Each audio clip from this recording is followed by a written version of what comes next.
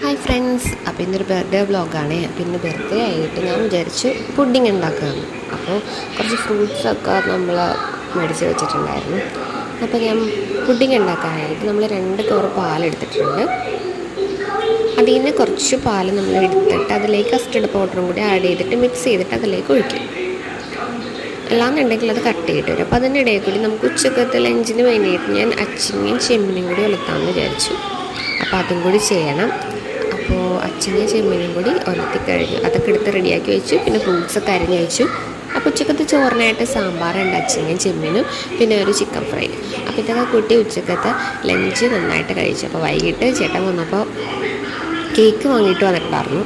അപ്പോൾ കേക്കൊക്കെ നമ്മൾ എല്ലാവരും കൂടി കട്ട് ചെയ്തു. അപ്പോൾ രാത്രി നമ്മൾ കുഴിമന്തിയാണ് വാങ്ങിച്ചത്. അപ്പോൾ ഇതൊക്കെ ഫുഡൊക്കെ എല്ലാം കഴിച്ചു.